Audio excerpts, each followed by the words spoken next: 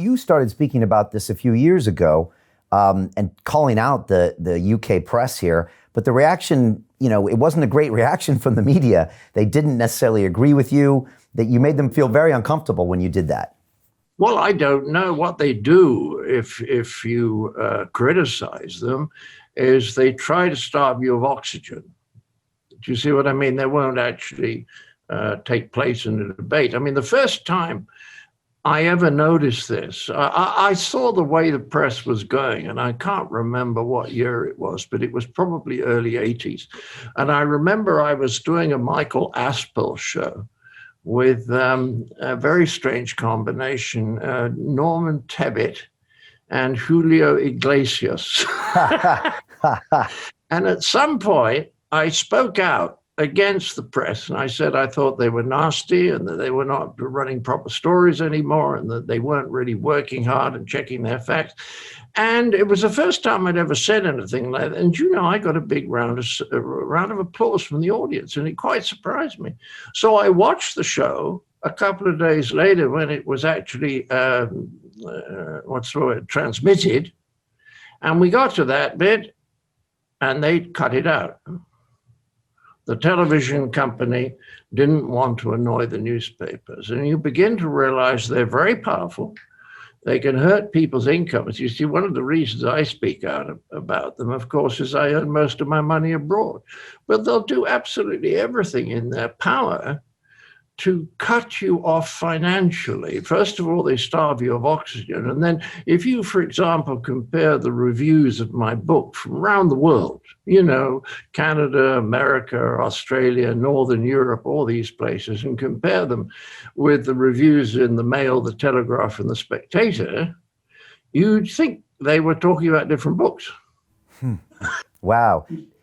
I mean, the Telegraph critic, who was the #2 music critic, says there's not a chuckle in it. And several papers say just hilarious, fall about funny.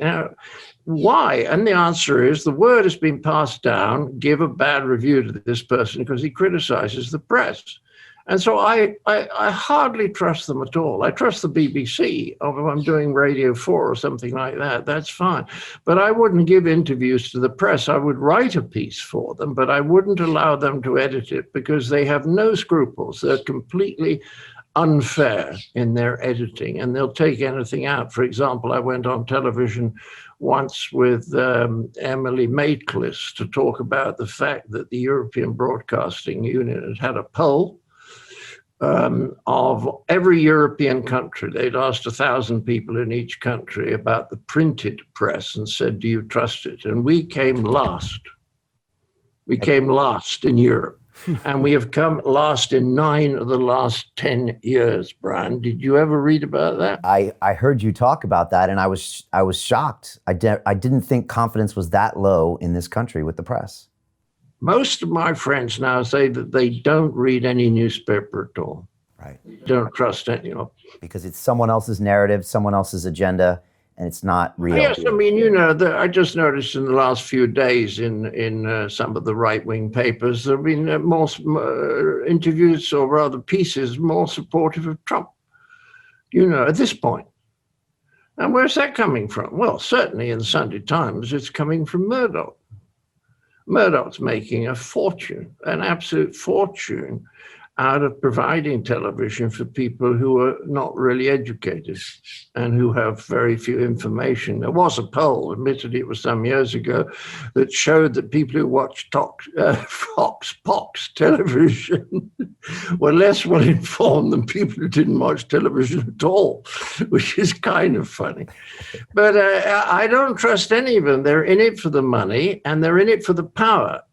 And if I criticize them, then they ought still, if they put their readership first, to let their readers know now and again what's being said. But they'd rather be powerful than serve their readers. So they would just starve me of oxygen. That's why there's hardly been a review of the creativity book so far. And it has been very warmly spoken of in a lot of places.